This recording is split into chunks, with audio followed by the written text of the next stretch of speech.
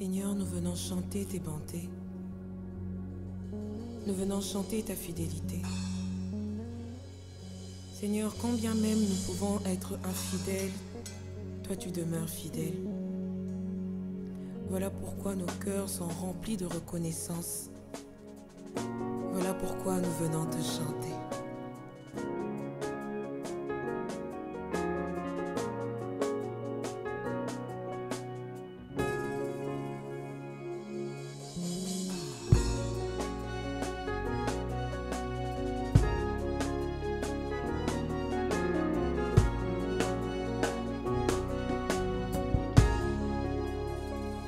Je t'aime, Seigneur, ta bonté ne faillit jamais. Gloire au Seigneur, nous voulons rappeler rapidement ce que nous avions vu. Je n'ai pas eu le temps, les gens m'ont posé là dans le bureau, donc je n'avais pas le choix. Voilà. J'ai pris plus du temps pour préparer les enseignements que j'ai avec les papas. Donc, nous avions des exemples tirés du livre des Actes des Apôtres.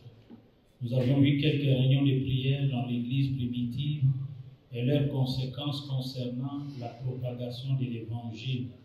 Nous avions parlé des Actes chapitre 1er, nous avons parlé d'Actes chapitre 2, nous avions parlé des qualités, donc un esprit d'obéissance à l'ordre de Jésus, esprit d'unité, esprit de mobilisation, esprit de persévérance, ce fruit, l'effusion du Saint-Esprit, la venue de la foule.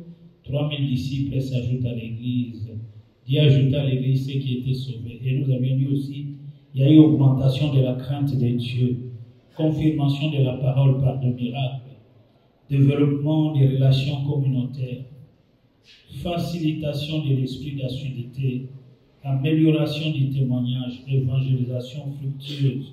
Donc dans Actes 4, 23 à 31, l'Église croissait dans la grâce et dans la connaissance de Dieu, ajoutait beaucoup d'âmes.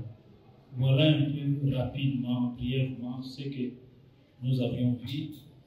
Et nous voulons, je vais m'efforcer à pouvoir m'arrêter aujourd'hui parce que j'ai pas mal de choses à faire. Je vais m'arrêter, nous continuerons plus tard. Nous voulons donc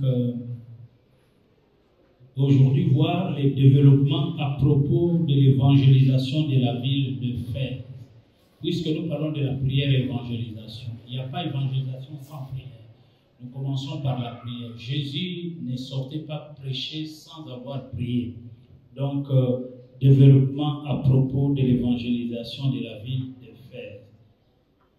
Dans Actes chapitre 18, le verset 19. Actes chapitre 18, le verset 19.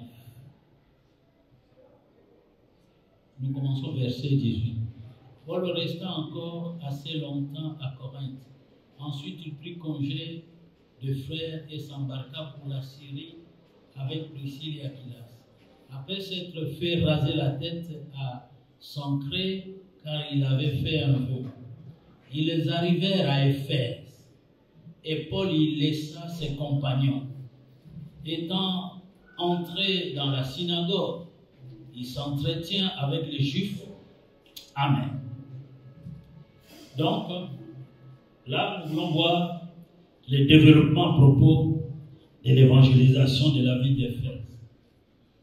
Nous ne pouvons pas nous engager sans passer par la prière, c'est-à-dire recevoir l'équipement qui nous aidera à ce que lorsque nous allons témoigner, que la parole que les gens écoutent soit réussie. Donc, nous sommes toujours là. Donc, nous allons voir la situation spirituelle de cette ville. Situation spirituelle de la ville d'Éphèse. Nous verrons aussi les conséquences de cette situation spirituelle. Situation spirituelle de la ville. Point A. Le point B, conséquences de cette situation spirituelle. Conséquences de cette situation spirituelle. Le point C, vous voulez 1, 2, 3. Donc, la cellule de base de l'église d'Éphèse. La cellule de base de l'église d'Éphèse. Donc c'est le point C et puis nous allons évoluer. Là, je vais vous donner des références que vous allez peut-être lire à la maison pour gagner du temps.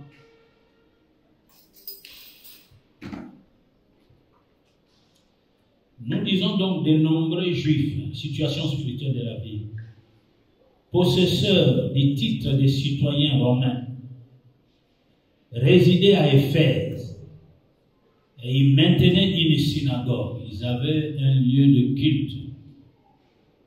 Acte 19, versets 13 à 19. Quelqu'un, Pasteur Moulon, tu peux nous lire Acte 19, le verset 13 à 19. Nous évoluons maintenant. Acte chapitre 19, 13 à 19. Quelques exorcistes juifs ambulants essayèrent d'invoquer ceux qui avaient des esprits malins le nom du Seigneur Jésus en disant: je vous conjure par Jésus et Paul prêche. Ceux qui faisaient cela étaient 7 fils de Séba, juifs, l'un des principaux sacrificateurs. L'esprit malin leur répondit: je connais Jésus et je sais qui est Paul, mais vous, qui êtes-vous? Et l'homme dans lequel était l'esprit malin s'élança sur eux, se rendit maître de 2 d'entre eux et les maltraita de telle sorte qu'ils s'enfuirent de cette maison nus et blessés. Cela fut connu de tous les Juifs et de tous les Grecs qui demeuraient à Éphèse, et la crainte s'empara d'eux tous, et le nom du Seigneur Jésus était glorifié. Plusieurs de ceux qui avaient cru venaient confesser et déclarer ce qu'ils avaient fait. Et un certain nombre de ceux qui avaient exercé les arts magiques, ayant apporté leurs livres de brûleurs devant tout le monde, et on en estima la valeur à 50 000 pièces d'argent. Amen. Donc la situation de la ville d'Éphèse n'était pas une bonne situation sur le plan spirituel, c'était des ténèbres. Alors, il fallait bien s'armer dans la prière, parce que les personnes qui sont devant nous, les gens qui nous allons parler de Dieu, sont possédés de forces des ténèbres. C'est seulement par notre prière, par la prière de l'Église, que ces derniers seront délivrés et écouteront l'Évangile et seront sauvés. Donc, il y a emprise de ténèbres sur la ville. Même les Juifs pratiquaient les arts magiques. C'était tragique. Beaucoup d'argent était ainsi dépensé. Le verset 19. Beaucoup d'argent était beaucoup dépensé. Nous disons ceci, c'est que, bien aimé, avec Satan, rien n'est gratuit. Avec Satan, rien n'est gratuit. Tout est gratuit avec Christ. Nous sommes sauvés par la grâce, nous recevons les bénédictions par la grâce.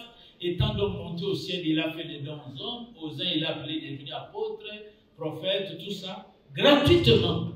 Mais avec Satan, rien n'est gratuit. Il faut des sacrifices, il faut verser le sang. Il y a toujours un prix à payer. Les gens qui sont dans le monde des ténèbres, on leur demande, bon, vous voulez monter? Il faut sacrifier. On va te demander peut-être ta femme, tes enfants, tes membres de famille. Avec Satan, rien n'est gratuit. Donc, le prix à payer est cher dans tous les domaines. Donc, attention, avec Satan, rien n'est gratuit. Le prix à payer est cher dans tous les domaines. Acte 8.5. Maintenant, parlons de Philippe. Acte 8.5. Pasteur Moulon, le temps de Acte 8.5. Il y a c'est Philippe qui est allé prêcher, qui a gagné toute la Samarie. Seulement la lecture, et puis vous lirez à la maison aussi. Comme il était rempli du Saint-Esprit, il priait, Philippe. Acte 5. Non, commence même au premier verset, pasteur. Commence même au premier verset. Acte chapitre 5. Mais un homme nommé Ananias avec Saphira. Acte 8. Commence 8, même au premier verset. Et nous allons souligner le verset 5. Saul avait approuvé le maître d'Étienne. Il lui survit ces jours-là une grande persécution contre l'église de Jérusalem, et tous, excepté les apôtres, se dispersèrent dans le contrée de la Judée et de la Samarie. Les hommes pieux, en ce délire tiède, et les pleureurs à grand bruit. Saul, de son côté, ravachait l'église, pénétrant dans les maisons, en arrachait hommes et femmes et les faisait jeter en prison. Ceux qui avaient été dispersés allaient de lieu en lieu, annonçant la bonne nouvelle de la parole. Amen. Philippe, étant descendu dans la ville de Samarie, il prêcha le Christ. Le foule tout entière était attentive à ce que disait Philippe lorsqu'elle apprit et firent le miracle qu'il faisait. Car des esprits impurs sortèrent de plusieurs démoniaques en poussant de grands cris, et beaucoup de paralytiques et de boiteux furent guéris. Et il y eut une grande joie dans cette ville. Amen. Acclamons pour la parole de Dieu. Donc, Philippe a connu du succès, mais Philippe a été combattu, vous ne pouvez pas comprendre. Donc, car des esprits impurs sortirent de plusieurs démoniaques, en poussant des grands cris, et beaucoup de paralytiques et de boiteux furent guéris. Il y avait auparavant dans la ville un homme nommé Simon, qui, se donnant pour un personnage important, exerçait la magie et provoquait l'étonnement du peuple de la Samarie. Tous, depuis les plus petits jusqu'aux plus grands, l'écoutaient attentivement et disaient: celui-ci est la puissance de Dieu, celle qui s'appelle la grande. Il écoutait attentivement parce qu'il les avait longtemps étonnés par ses actes de magie.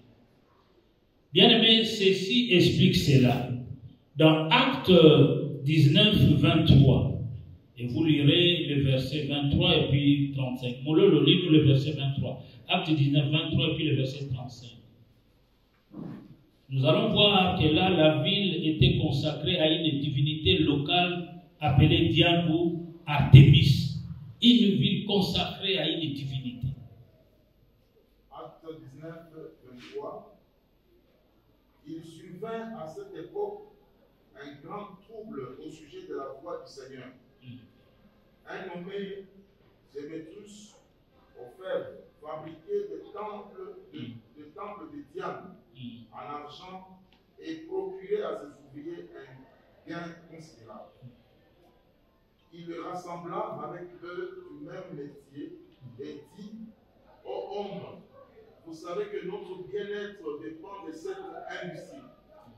Et vous voyez et entendez que non seulement à Éphèse, mais dans presque toute l'Asie, ce Paul a persuadé et détourné une foule de gens en disant que les dieux faits de main d'hommes ne sont pas des dieux.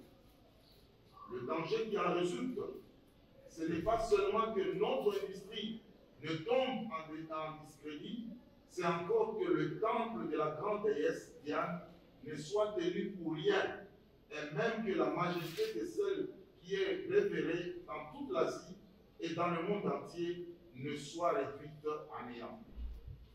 Verset 35. Cependant,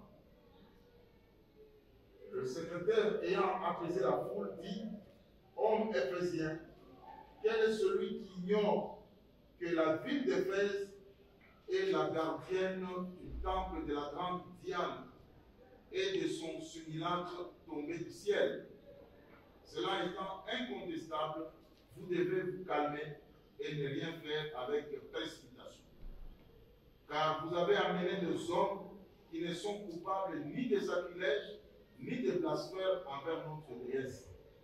Si donc Démétrius et ses ouvriers ont à se plaindre de quelqu'un, il y a des jours d'audience et des préconsuls qu'ils appellent en justice les uns les autres. Et si vous avez envie d'autres objets, ils se régleront dans une assemblée légale. Nous risquons en effet d'être accusés de sédition pour ce qui s'est passé aujourd'hui, puisqu'ils n'existe aucun motif qui nous permette de justifier cet attroupement. Après ces paroles, il congédia l'assemblée. Merci. Donc là, nous parlons de la situation spirituelle d'Éphèse. Voyons maintenant rapidement les conséquences de cette situation spirituelle. Les conséquences de cette situation spirituelle, c'est-à-dire, il fallait que l'évangile soit annoncé avec puissance et autorité, comme le pasteur Thierry a parlé, pouvoir, puissance, autorité. Il fallait que l'évangile soit annoncé avec puissance et autorité pour sortir les âmes de leur prison spirituelle et de leur ignorance. Mais pour que l'évangile soit prêché avec puissance et autorité, pour délivrer ces âmes de la prison, il faut la prière intense. Il faut persévérer dans la prière. Il faut être continuellement dans la prière. Comme j'ai dit, l'église est née dans la prière, l'église vit dans la prière, l'église sera enlevée dans la prière.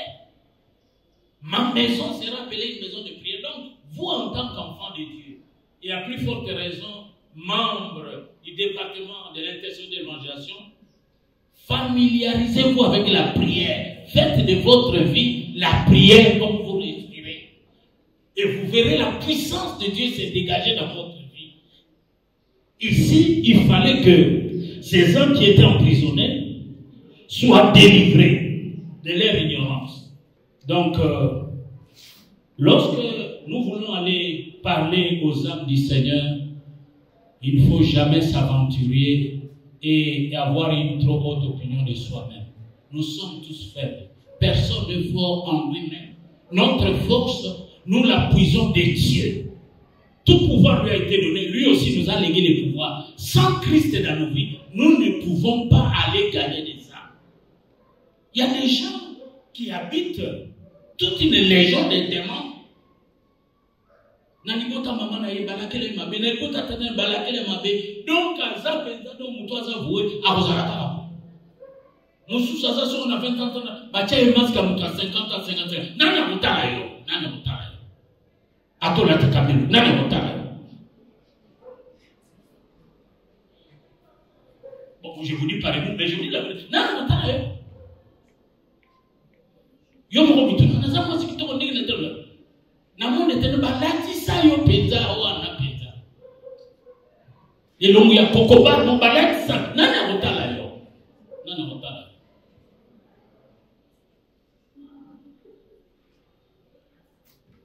Je peux aller encore plus loin, vous faire rire. Enfin, on passe.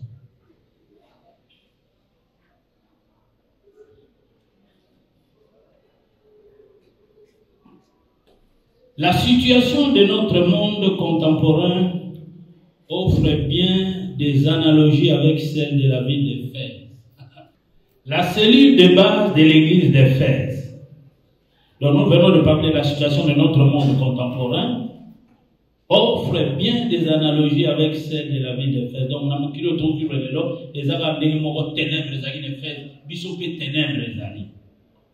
La cellule de base, le point C ou le point 3, des bases de l'église d'Éphèse.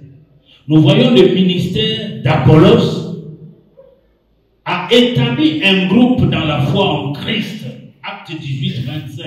Acte 18-25. Donc, le ministère d'Apollos a établi un groupe dans la foi en Christ. Ils étaient instruits dans la voie du Seigneur et fervents d'esprit. Ils annonçaient et enseignaient avec exactitude ce qui concerne Jésus, bien qu'il n'ait connu que le baptême des gens. Donc Apollos, son ministère, avait établi un groupe dans la foi en Christ. Ils étaient instruits dans la voie du Seigneur et fervents d'esprit. Ils annonçaient et enseignaient avec exactitude ce qui concerne Jésus, bien qu'il ne connût point le baptême des gens. Paul conduit les disciples à recevoir le baptême dans le Saint-Esprit. Parce qu'ils n'ont connu que le baptême des gens. Le baptême dans le Saint-Esprit, car ils ne savaient pas que le Saint-Esprit était donné, était répandu.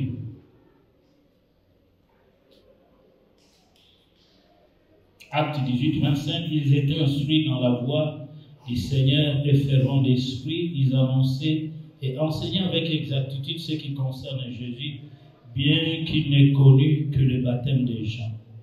Paul conduit les disciples à recevoir le baptême dans le Saint-Esprit, car ils ne savaient pas que le Saint-Esprit était donné, était répandu, comme Jean-Baptiste l'avait annoncé. Et dans Acte 19, le verset 1, je lis pour vous, Acte 19, le verset 1, je lis pour vous, écrivez seulement la référence, Acte 19, 1. Pendant qu'Apollos était à Corinthe, Paul, après avoir parcouru les hautes provinces de l'Asie, arriva à Éphèse. Ayant rencontré quelques disciples, il leur dit, avez-vous reçu le Saint-Esprit quand vous aviez cru? Ils lui répondirent, nous n'avons même pas entendu dire qu'il y a un Saint-Esprit, que le Saint-Esprit était donné. Il dit, de quel baptême avez-vous donc été baptisés? Et il répondit, du baptême de Jean. Alors Paul dit, Jean a baptisé du baptême de repentance, disant au peuple de croire en celui qui venait après lui, c'est-à-dire en Jésus. Sur ces paroles, ils furent baptisés au nom du Seigneur Jésus. Lorsque Paul leur y imposait les mains, le Saint-Esprit vint sur eux et ils parlaient en langue et prophétisèrent. Donc, ils étaient baptisés maintenant du Saint-Esprit. Ils étaient en tout temps environ 12. Donc, Acte chapitre 19, le verset 1. Il répondit du baptême de Jean. Alors, Paul dit, Jean baptisé du baptême de repentance, disant au peuple de croire en celui qui venait après lui, c'est-à-dire en Jésus. Sur ces paroles, ils furent baptisés au nom du Seigneur Jésus. Lorsque Paul leur y imposait les mains, le Saint-Esprit vint sur eux et ils parlaient en d'autres langues et prophétisaient. La puissance de Dieu était descendue sur eux, ils parlaient en langue. Et ils étaient remplis du Saint-Esprit. Et parler en langue est le signe initial du baptême dans le Saint-Esprit. Lorsque nous sommes baptisés du Saint-Esprit, nous pouvons parler de nouvelles langues. Et lorsque nous prions, il est avantageux des fois, surtout lorsque nous sommes seuls, de parler en langue. Il arrive que nous parlons, nous sommes butés, nous sommes limités, notre vocabulaire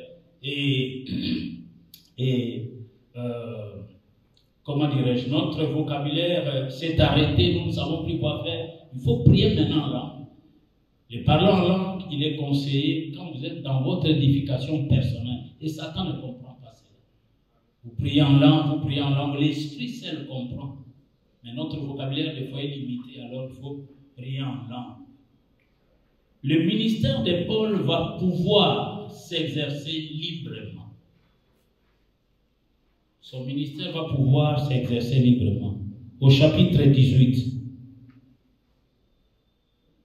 alors que son message n'avait été que bref, mais quel impact?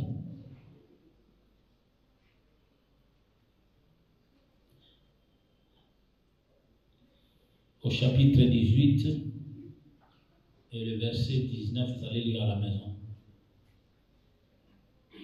Cependant, ses compagnons Prisca et Aquilas ont préparé le terrain. Cependant, ses compagnons Prisca et Aquilas ont préparé le terrain.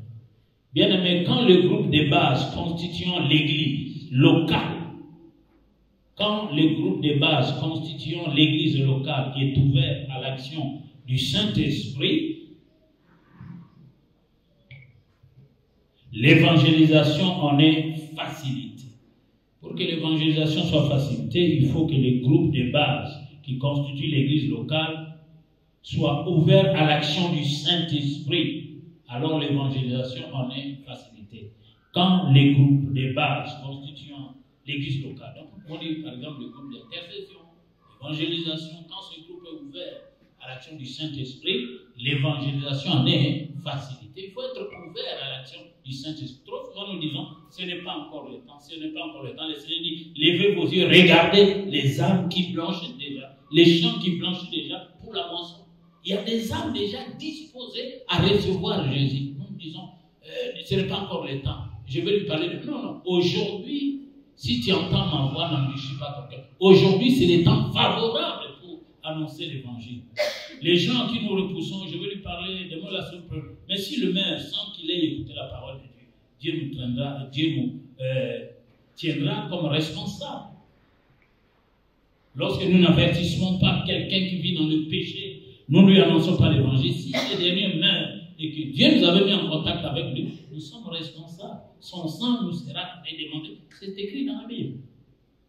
Donc nous avons la responsabilité, nous qui sommes éclairés, d'éclairer les autres. Acte 19, 8. Ensuite, Paul entra dans la synagogue où il parla librement. Donc j'ai dit le ministère de Paul va pouvoir s'exercer librement. Ensuite, Paul entra dans la synagogue où il parla librement. Pendant 3 mois, il discourut sur les choses qui concernent le royaume de Dieu, s'efforçant de persuader ceux qui l'écoutaient. Ensuite, Paul entra dans la synagogue où il parla librement pendant 3 mois. Il discourut sur les choses qui concernent le royaume de Dieu, s'efforçant de persuader ceux qui l'écoutaient. Bien-aimés, notez l'emploi de l'adverbe ensuite. Ensuite, Paul entra. Donc ensuite, cet adverbe, il indique une relation de cause à effet. Cependant, les difficultés existent malgré tout. L'évangile, nous n'attendrons pas que les difficultés disparaissent pour annoncer l'évangile. Prêche la parole, Paul a dit à Timothée, en toute occasion, en toute circonstance, bonne ou mauvaise. Pendant le deuil, prêche la parole. Pendant la souffrance, prêche la parole. Pendant la joie, prêche la parole.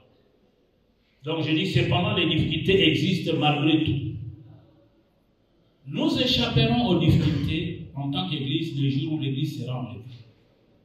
Mais tant que l'Église existe, les difficultés, nous les connaîtrons, des cas de maladie, des souffrances, de mort. Je donnais l'exemple.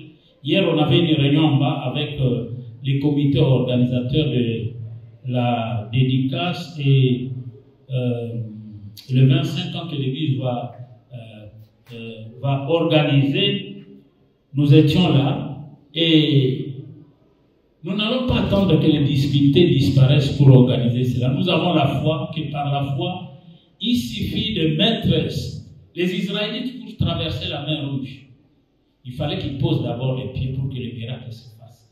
Il fallait qu'ils puissent obéir. Nous aussi, nous allons obéir et voir les difficultés s'éloigner de nous. Au sein des difficultés, Dieu est avec nous, Dieu marche avec nous, Dieu ne nous abandonnera jamais. L'Église ne connaîtra plus de difficultés lorsqu'elle sera enlevée. Mais tant que nous sommes sur la terre des hommes, nous connaîtrons des difficultés. Nous, en tant qu'individus. Je disais, cette semaine qui vient de passer, le mardi, j'avais reçu les gens ici. Le lundi, j'avais un programme, je ne me rappelle plus, je crois que j'étais parti en ville, j'avais beaucoup de choses à faire. Le mardi, j'étais ici. Le mercredi, nous avions eu la prière. Les jeudis, on a eu la prière, le vendredi. Et après la prière ici, je suis allé dans 2 veillées mortières. Je suis rentré à la maison à midi. Et je n'avais pas les choses. Je ne voulais pas annuler mes réunions de prière. Je n'avais pas les choses.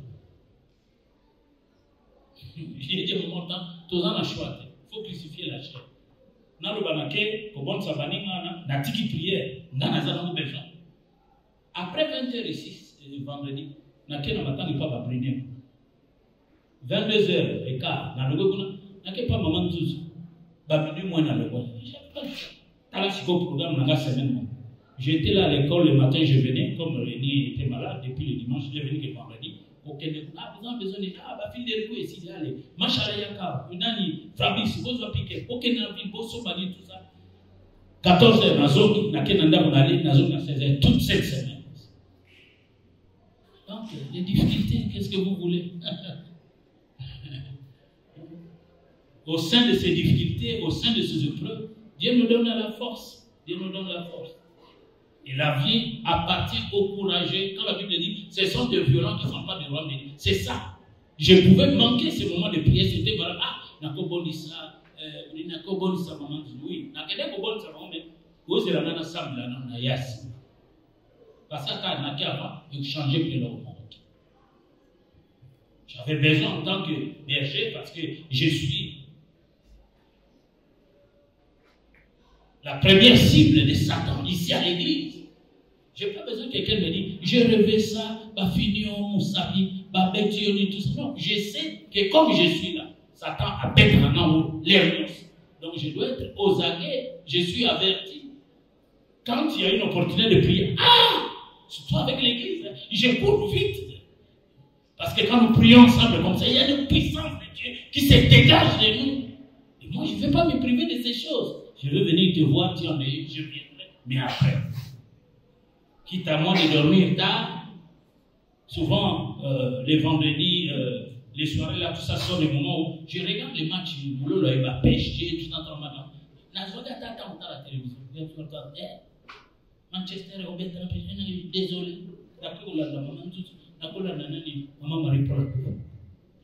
Parce que ce qu'on va dire dans la Bible, autant il y a un militaire, on peut dire qu'on peut chauffer. Il faut un peu. Non, mais je vous dis, hein. On va dire 3-4 heures après, on va chauffer fort. Au Bimasiko, continue dans le domaine, tout ça. On a dit dans nos matchs, parce qu'on a un match dans le Canada. Là, on a un nom dans nos villages, tout ça. Faites attention. C'est comme ça, comme cacao, comment. Mais je vous le dis. Ça va pas être parlé de match. Voilà, dans la Bible, il y a la belle vie, il y a la scie, la valise, tout ça. Oui, je vais bien, mais un moment, je vais Kanga, comme ça. Maintenant, dans le match, comme ça, je me détends et je reviens. Sinon, des moyens intérêts. La Bible dit beaucoup d'études est une fatigue pour le corps. Vous avez vu ça dans les Ecclésiastes, n'est-ce pas? Autant de commentaires, autant de autant de sélectionner, on a exégèse tout ça. Et là, on combat. Voilà. Ok, nous allons bientôt terminer. Les disciples sont fondés et affermis dans la foi. Donc je dis, mais quelques-uns restaient endurcis et incrédules. Voilà. Acte 19, 9. Décriant devant la multitude de la voix du Seigneur, il se retira d'eux, sépara les disciples, voilà, et enseignant chaque jour dans l'école d'un nommé Tyrannus. Ici, ce n'est pas l'école de Tyrannus, ici, c'est l'école Vie Nouvelle. Voilà. Ils enseignaient chaque jour dans l'école d'un nommé Tyrannus. Les disciples sont fondés et affermis dans la foi, car ils persévéraient dans l'enseignement des Écritures. Comme nous sommes en train de le faire, nous sommes en train de persévérer dans l'enseignement des Écritures. Acte 19, 10. Les disciples sont fondés et enracinés dans la foi. Soyez fondés et enracinés dans la foi, car ils persévéraient dans l'enseignement des Écritures. Acte 19, 10. Cela durant 2 ans, de sorte que tous ceux qui habitaient l'Asie, juifs et grecs, entendirent la parole du Seigneur. La parole a été propagée. Et je dis, cela durant 2 ans, de sorte que tous ceux qui habitaient l'Asie, juifs et grecs, entendirent la parole du Seigneur. Les points D, nous avions mis A, B, C, D, maintenant au 4e point. La victoire de l'évangile sur les ténèbres spirituelles. L'évangile a toujours la victoire sur les ténèbres spirituelles. La victoire de l'évangile sur les ténèbres spirituelles. Et tout manioso tozana moya mulili akindoki aba malédiction banini et longue ezalika sur le plan spirituel en Christ. Alliance tozana ona Yesu akobi bisapso na mulili ya ténèbres a éclairé au moyen pour s'élever.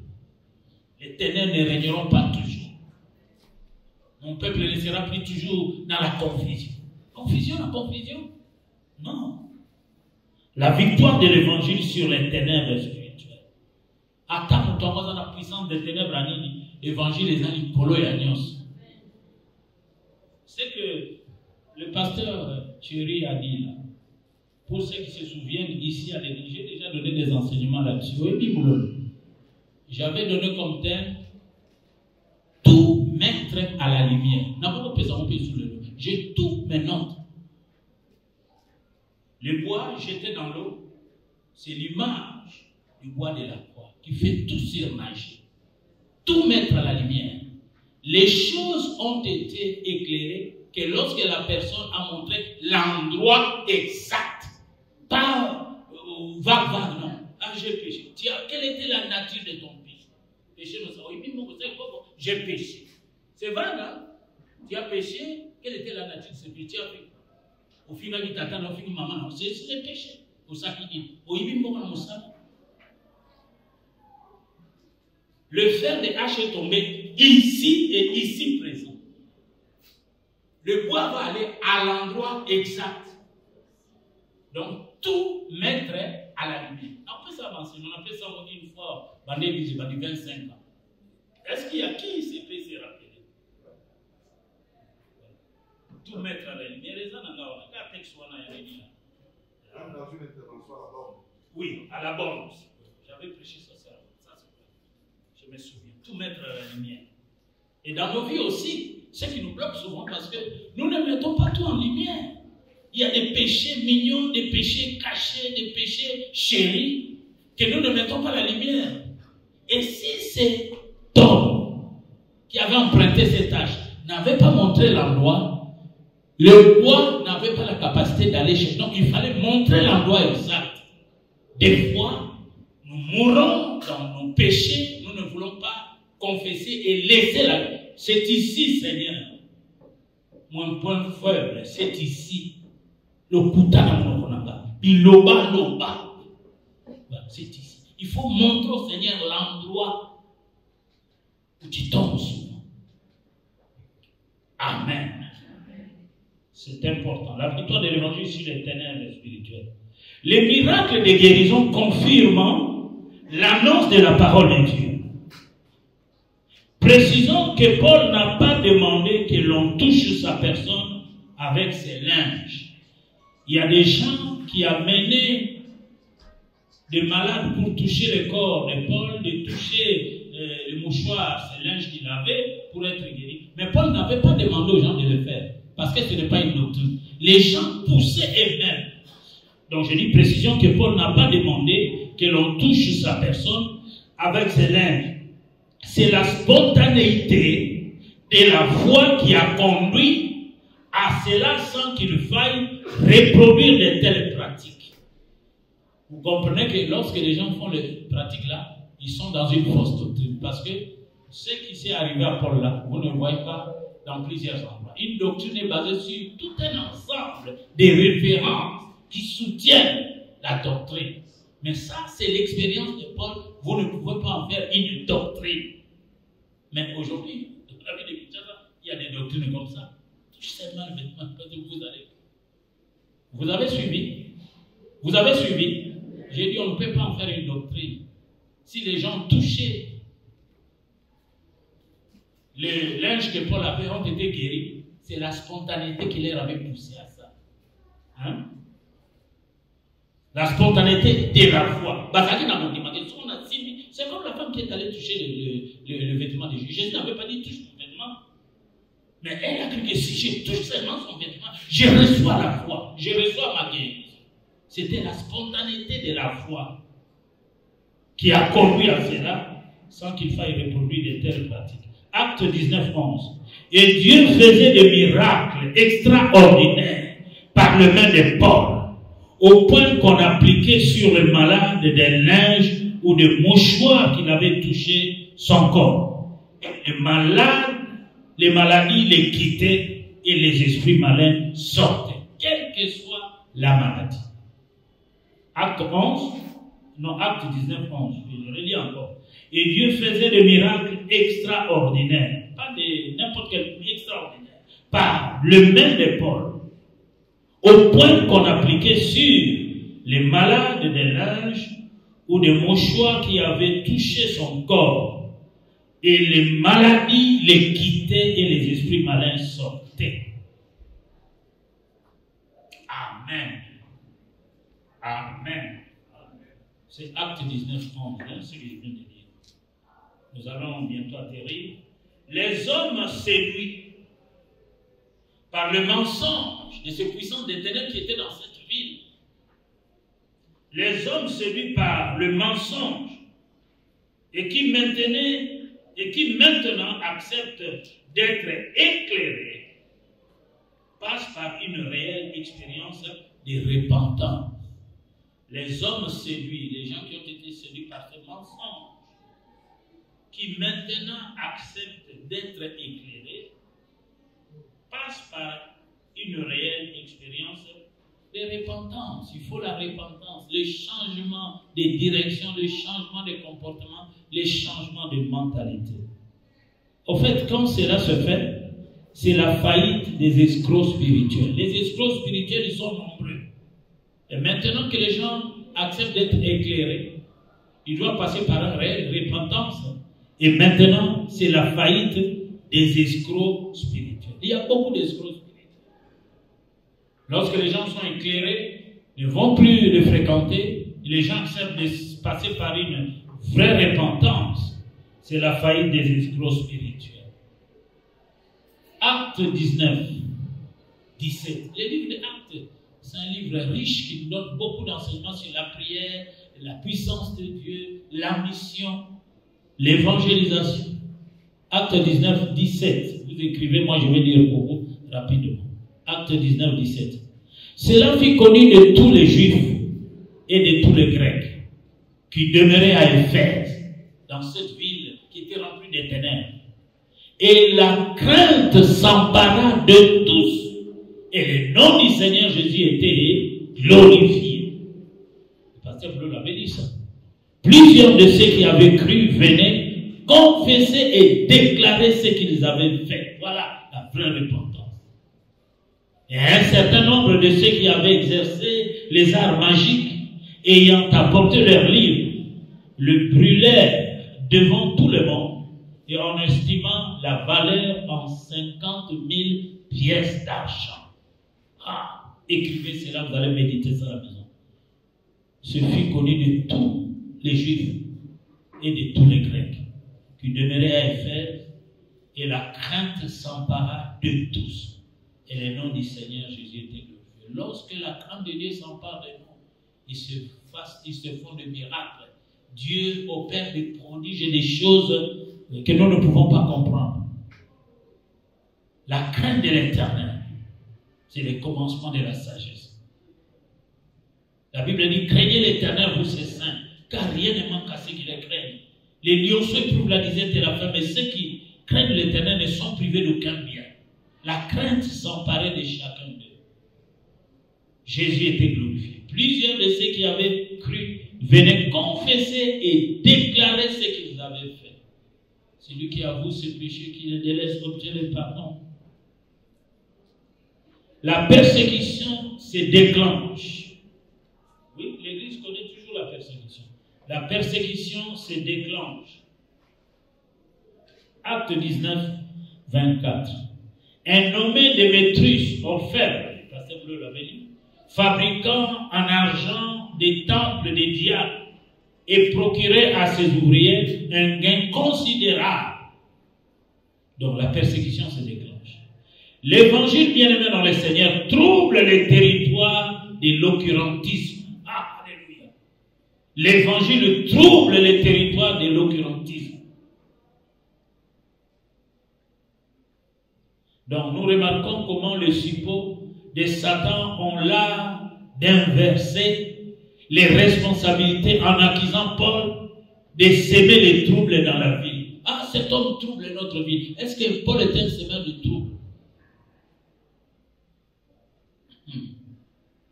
Satan, c'est un menteur. Nous pouvons dire qu'il est vrai que la parole de Dieu trouble singulièrement les plans du diable.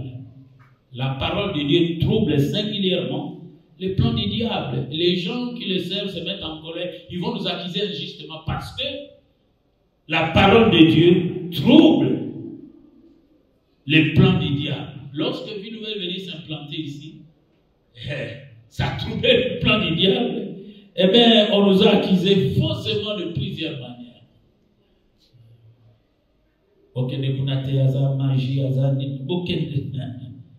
Il est vrai que la parole de Dieu trouble singulièrement le plan du diable. Alors Satan avec ses acolytes. Nous pouvons dire que d'une certaine manière, Paul était un homme dangereux. Comme d'une manière l'autre, nous aussi, nous sommes des gens dangereux. Parce que nous sommes en nous, comme l'a dit le pasteur, le Saint-Esprit de Dieu habite en nous. Nous avons le pouvoir, la puissance. Tout pouvoir m'a été donné. Le Seigneur nous a dotés de sa puissance, de son pouvoir. Nous marcherons sur toute la puissance de l'ennemi et rien ne pourra nous nuire. Nous sommes des gens dangereux. Le monde des ténèbres connaît ce que nous sommes dangereux. Des fois, il peut nous accuser injustement. Ah, par exemple, un magicien. Comme on appelait le pasteur Vernon, on était dans une ceinture, on était à cowboy. On était à cowboy, on était à bachi.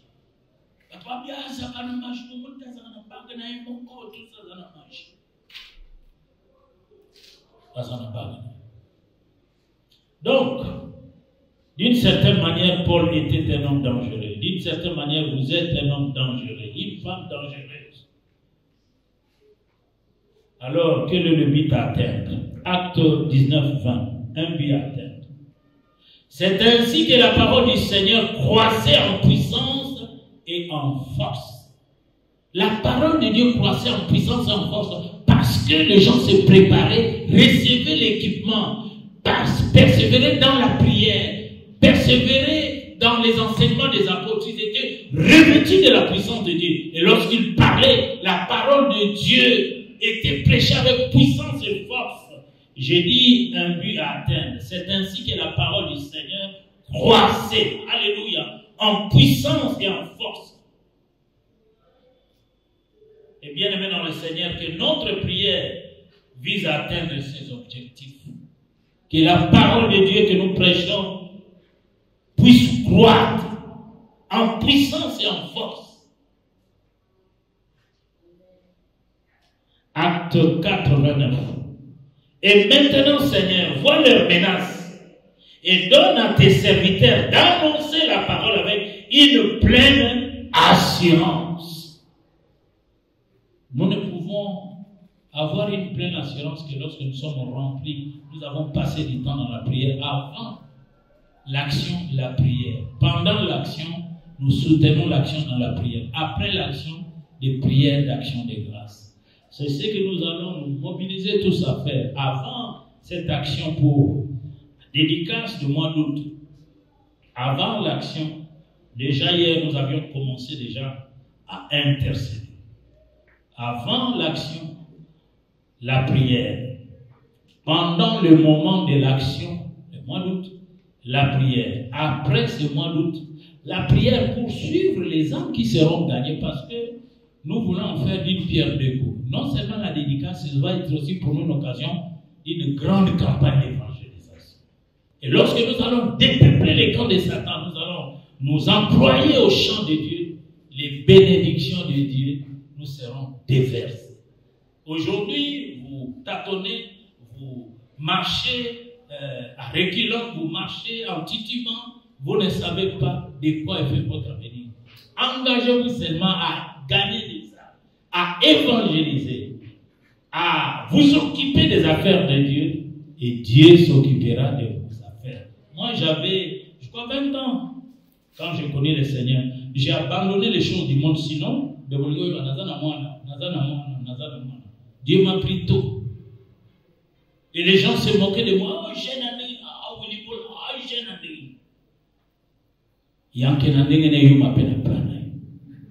Ceux qui se sont moqués de nous autrefois, ils ont dit que nous avions raison. Ah, aux Akina boule. Parce que pendant tout ce temps, beaucoup d'amis sont morts. Comme des mouches. On meurt comme on a vécu. Des Toubayaya. Il y avait des amis qui ont négligé leur vie avec Dieu. Ils étaient toujours là, à Clichy, à la place de Clichy. À Thiel, pantalon, c'est un peu à Bézélibino, l'inet, il y a Gauthier. Ça va nous lancer pour la l'alliance, cravaté. Des Toubayaya. Mingi Baleli Mouki. On meurt comme on a vécu. Mais bisous va t'avoir boule, la dernière boule.